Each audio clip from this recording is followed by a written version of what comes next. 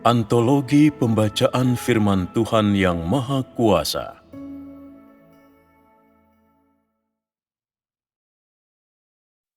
Perkataan Kristus pada mulanya. Bab 108.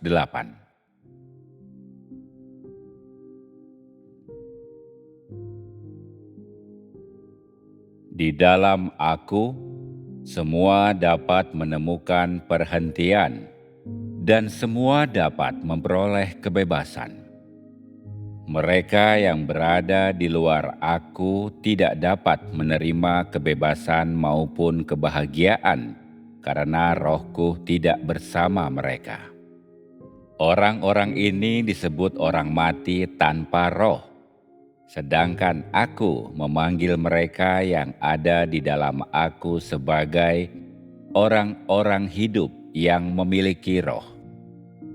Mereka milikku, dan mereka pasti kembali ke tahtaku. Mereka yang memberikan pelayanan dan mereka yang menjadi milik iblis adalah orang mati tanpa roh, dan mereka semua harus dilenyapkan dan dibuang ke dalam ketiadaan. Ini adalah misteri dari rencana pengelolaanku dan merupakan bagian dari rencana pengelolaanku yang tidak dapat dipahami oleh manusia. Kendati demikian, Aku juga telah memberitahukan tentang hal ini kepada semua orang. Mereka yang bukan milikku menentangku. Mereka yang merupakan milikku adalah mereka yang sesuai dengan Aku. Hal ini sama sekali tidak terbantahkan, dan inilah prinsip di balik penghakimanku atas iblis. Prinsip ini harus diketahui semua orang sehingga mereka dapat melihat kebenaran dan keadilanku. Semua orang yang berasal dari iblis akan dihakimi, dibakar, dan diubah menjadi abu. Ini juga adalah murkaku, dan dari hal ini watakku semakin diperjelas. Mulai sekarang, watakku akan diumumkan secara terbuka. Secara bertahap, watakku akan diungkapkan kepada semua orang dan semua bangsa, semua agama, semua denominasi, dan semua lapisan masyarakat. Tidak akan ada yang tersembunyi. Semua akan terungkap. Itu karena watakku dan prinsip di balik tindakanku adalah misteri yang paling tersembunyi bagi umat manusia. Sehingga aku harus melakukan hal ini, agar anak-anak sulung tidak akan melanggar ketetapan administratifku, dan juga untuk menggunakan watakku yang telah diungkapkan untuk menghakimi seluruh umat manusia dan segala bangsa. Inilah rencana pengelolaanku, dan inilah langkah-langkah pekerjaanku. Tidak seorang pun dapat dengan enteng mengubah hal ini. Aku telah hidup dalam watak lengkap keilahianku dalam kemanusiaanku. Jadi aku tidak mengizinkan siapapun menyinggung kemanusiaanku. Segala sesuatu yang aku hidupi adalah watak ilahi. Inilah sebabnya aku telah mengatakan sebelumnya bahwa aku adalah Tuhan itu sendiri yang telah melampaui kemanusiaan yang normal. Aku pasti tidak akan mengampuni siapapun yang menyinggung aku, dan aku akan membiarkannya binasa untuk selamanya. Ingatlah, inilah yang telah kuputuskan. Dengan kata lain, ini adalah bagian tak terpisahkan dari ketetapan administratifku. Setiap orang harus memahami hal ini. Pribadiku adalah Tuhan, dan terlebih lagi Tuhan itu sendiri. Ini seharusnya sudah jelas sekarang. Aku tidak berbicara sembarangan. Aku mengatakan dan menunjukkan semuanya dengan jelas, sampai engkau memperoleh pemahaman yang sempurna. Situasi ini sangat tegang, bukan hanya di rumahku, tetapi terlebih lagi di luar keluargaku. Aku mengharuskan engkau semua bersaksi bagi namaku, hidup dalam aku, dan menjadi saksiku dalam semua aspek. Karena saat ini adalah akhir zaman, semuanya sudah siap sekarang dan semuanya mempertahankan penampakan aslinya, dan tidak satu pun di antaranya akan pernah berubah. Mereka yang harus dibuang akan dibuang, dan mereka yang harus dipertahankan akan dipertahankan. Jangan mencoba untuk menahan atau mendorong dengan paksa. Jangan mengganggu pengelolaanku atau menghancurkan rencanaku. Dalam pandangan manusia, aku selalu pengasih dan welas asih terhadap umat manusia, tetapi dalam pandanganku, watakku dibedakan menurut tahap-tahap pekerjaanku, karena akulah Tuhan yang nyata itu sendiri. Akulah Tuhan yang unik itu sendiri. Aku tidak berubah dan sekaligus selalu berubah. Ini adalah sesuatu yang tidak bisa dimengerti oleh siapapun. Hanya ketika aku mengatakannya kepadamu dan menjelaskannya kepadamu, barulah engkau semua akan memiliki pemahaman yang jernih tentangnya dan mampu mengerti.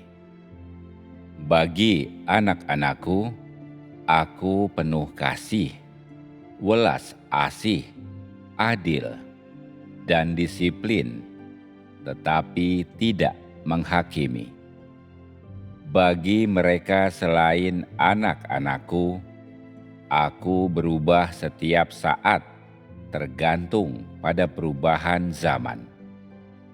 Aku bisa penuh kasih, welas asih, adil, megah, penuh penghakiman, murka, mengutuk, membakar, dan akhirnya menghancurkan daging mereka.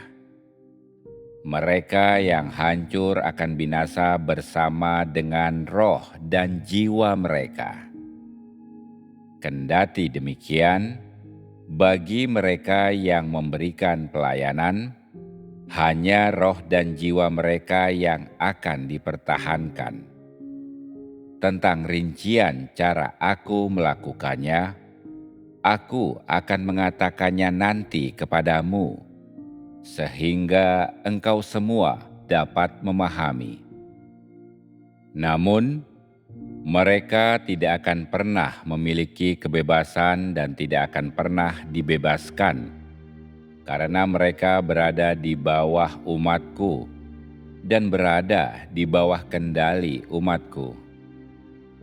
Alasan mengapa aku begitu membenci para pelaku pelayanan adalah karena mereka semua adalah keturunan Sinaga Merah yang sangat besar, dan mereka yang bukan pelaku pelayanan adalah juga keturunan Sinaga Merah yang sangat besar.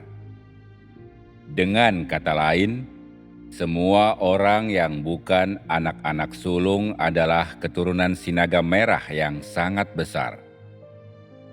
Ketika aku mengatakan bahwa orang-orang yang berada dalam kebinasaan mempersembahkan pujian yang kekal kepadaku, maksudku adalah mereka akan memberikan pelayanan kepadaku untuk selamanya. Ini sudah ditakdirkan. Orang-orang itu akan selalu menjadi budak-budak, ternak-ternak, dan kuda-kuda. Aku dapat membantai mereka kapan saja, dan aku dapat mendominasi mereka seperti yang aku inginkan. Karena mereka adalah keturunan dari sinaga merah yang sangat besar, dan mereka tidak memiliki watakku. Karena mereka adalah keturunan sinaga merah besar, mereka memiliki wataknya. Artinya, mereka memiliki watak binatang buas. Ini mutlak benar dan secara kekal tidak berubah. Ini karena semuanya telah ditakdirkan olehku. Tak seorang pun dapat mengubahnya. Jika kau berusaha melawannya, aku akan menjatuhkanmu. Engkau semua harus melihat misteri-misteri yang aku ungkapkan untuk memahami langkah mana yang telah dicapai dalam rencana pengelolaanku dan pekerjaanku. Lihatlah apa yang aku lakukan dengan tanganku, dan lihatlah kepada orang-orang macam apa penghakimanku dan murkaku ditujukan. Inilah kebenaranku. Aku memaparkan pekerjaanku dan aku mengelola rencanaku sesuai dengan misteri yang telah kuungkapkan. Tidak seorang pun dapat mengubah ini. Hal itu harus dilakukan langkah demi langkah, sesuai dengan keinginanku. Misteri-misteri adalah jalur pengoperasian pekerjaanku, dan misteri-misteri itu adalah tanda yang menandai langkah-langkah dalam rencana pengelolaanku. Tidak seorang pun boleh menambah atau mengurangi apapun dari misteri-misteriku, karena jika misteri itu salah, jalannya salah. Mengapa aku mengungkapkan misteri-misteriku kepada engkau semua? Apa alasannya? Siapakah di antaramu yang dapat mengatakannya dengan jelas? Selain itu, aku telah mengatakan bahwa misteri-misteri adalah jalannya. Jadi, apa yang dimaksud dengan jalan ini? Ini adalah proses yang engkau semua lalui dari daging ke dalam tubuh. Dan proses ini adalah tahap yang penting. Setelah aku mengungkapkan misteri-misteriku, gagasan orang-orang secara bertahap dihapus dan pemikiran mereka secara bertahap melemah. Ini adalah proses memasuki alam rohani. Jadi aku mengatakan bahwa pekerjaanku berlangsung dalam langkah-langkah dan ini tidak samar. Ini adalah kenyataan. Dan inilah caraku bekerja. Tidak seorang pun bisa mengubah ini, dan tidak seorang pun bisa melakukan ini karena akulah Tuhan yang unik itu sendiri. Pekerjaanku diselesaikan olehku secara pribadi. Seluruh dunia alam semesta dikendalikan olehku saja, dan diatur olehku saja. Siapa yang berani untuk tidak mendengarkan aku? Aku saja yang kumaksudkan adalah Tuhan itu sendiri, karena pribadi diriku adalah Tuhan itu sendiri. Jadi jangan berpegang erat-erat pada pemahamanmu sendiri. Siapa yang berani menentang aku? Mereka akan dihukum berat. Engkau semua telah melihat kesudahan sinaga merah yang sangat besar. Itu adalah akhir dirinya, tetapi itu juga hal yang tidak terhindarkan.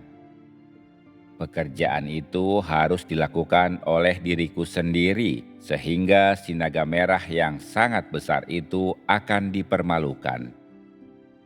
Dia tidak akan pernah bisa bangkit lagi dan akan dihancurkan untuk selama-lamanya. Sekarang aku mulai mengungkap misteri-misteri. Ingat, sebagian besar dari misteri-misteri yang diungkapkan adalah hal-hal yang sering engkau semua katakan dengan mulutmu, tetapi tidak seorang pun memahaminya. Aku telah mengatakan bahwa semua hal yang orang anggap belum selesai telah selesai di mataku, dan hal-hal yang aku lihat barulah permulaan.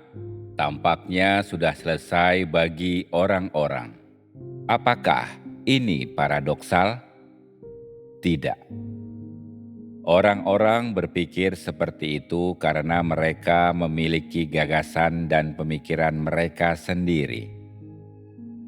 Hal-hal yang aku rencanakan diselesaikan melalui firman-Ku. Akan tetapi, tidak tampak bagiku bahwa hal-hal yang telah kukatakan tersebut sudah terselesaikan. Ini disebabkan adanya batas waktu untuk hal-hal yang aku lakukan. Jadi, aku melihat hal-hal ini belum selesai. Sekalipun di mata jasmani orang-orang, hal-hal tersebut telah selesai. Sekarang, kebanyakan orang curiga terhadap aku karena misteri-misteri yang kuungkapkan. Disebabkan oleh permulaan realitas dan karena niatku tidak sesuai dengan gagasan orang, mereka menentang aku dan menyangkal aku. Ini adalah iblis yang menjebak dirinya sendiri dalam rencana liciknya sendiri. Mereka ingin menerima berkat, tetapi mereka tidak berpikir bahwa Tuhan tidak akan sejalan dengan pemahaman mereka sendiri sampai sejauh ini. Jadi mereka mundur. Hal ini juga merupakan efek dari pekerjaanku. Semua orang harus memuji aku, bersorak bagiku, dan memberi kemuliaan kepadaku. Tentu saja semuanya ada di tanganku dan semuanya mutlak ada di dalam penghakimanku. Ketika semua orang membanjiri gunungku, dan ketika anak-anak sulung kembali dalam kemenangan, itulah titik akhir untuk rencana pengelolaanku. Ini adalah waktu selesainya rencana pengelolaan 6.000 tahunku. Semua diatur olehku secara pribadi. Aku sudah mengatakan ini berkali-kali. Karena engkau semua masih hidup dalam gagasanmu, aku harus menekankan ini berulang kali, sehingga engkau semua tidak membuat kesalahan di sini yang dapat mengganggu rencanaku. Manusia tidak dapat membantuku, juga tidak dapat mengambil bagian dalam pengelolaanku, karena engkau semua masih daging dan darah. Jadi aku katakan, mereka yang dari daging dan darah tidak dapat menerima warisanku. Ini juga merupakan alasan utama untuk meminta engkau semua memasuki alam rohani. Di dunia, gempa bumi adalah awal dari bencana. Pertama, aku membuat dunia, yaitu bumi, berubah, dan setelahnya tulah dan kelaparan menyusul. Inilah rencanaku, dan inilah langkah-langkahku, dan aku akan mengerahkan semuanya untuk melayani aku, untuk menyelesaikan rencana pengelolaanku. Dengan demikian, seluruh dunia alam semesta akan hancur, bahkan tanpa campur tanganku secara langsung. Ketika aku pertama kali menjadi manusia dan dipaku di kayu salib, bumi bergetar hebat. Hal yang sama akan terjadi pada akhirnya. Gempa bumi akan dimulai pada saat yang sama aku memasuki alam rohani dari daging. Dengan demikian, anak-anak sulung sama sekali tidak akan menderita malapetaka, sedangkan mereka yang bukan anak-anak sulung akan ditinggalkan untuk menderita dalam bencana. Jadi, dari sudut pandang manusia, semua orang bersedia menjadi anak-anak sulung. Dalam firasat orang, hal itu bukan untuk menikmati berkat, tetapi untuk meloloskan diri dari penderitaan akibat bencana. Ini adalah siasat Sinaga Merah yang sangat besar. Namun, aku tidak akan pernah membiarkannya meloloskan diri. Aku akan menyebabkannya menderita hukumanku yang berat, dan kemudian bangkit dan memberikan pelayanannya kepadaku, membiarkannya diperdaya selama-lamanya oleh rencana jahatnya sendiri, selamanya menerima penghakimanku, dan selamanya dibakar olehku. Inilah arti sebenarnya dari membuat para pelaku pelayanan memujiku. Aku tidak akan membiarkan Sinaga Merah yang sangat besar menyelinap ke dalam kerajaanku, dan aku tidak akan membiarkan Sinaga Merah yang sangat besar punya hak untuk memujiku. Aku hanya akan membuatnya memberikan pelayanan kepadaku sampai kekekalan. Aku hanya akan membiarkannya tersungkur di hadapanku. Mereka yang dihancurkan lebih baik daripada mereka yang berada dalam kebinasaan. Penghancuran hanyalah hukuman berat sementara, tetapi mereka yang berada dalam kebinasaan akan menderita hukuman yang berat untuk selamanya. Karena itulah, aku memakai kata tersungkur. Berhubung orang-orang ini menyelinap ke dalam rumahku dan menikmati banyak kasih karuniaku dan mereka memiliki pengetahuan tentang aku menggunakan hukuman yang berat. Adapun mereka yang berada di luar rumahku, dapat dikatakan bahwa orang-orang bodoh ini tidak akan menderita. Dalam pemahaman orang-orang, mereka berpikir bahwa orang yang dihancurkan lebih buruk daripada mereka yang berada dalam kebinasaan. Tetapi sebaliknya, mereka yang berada dalam kebinasaan harus dihukum berat selamanya, dan mereka yang dihancurkan akan kembali ke ketiadaan selama-lamanya.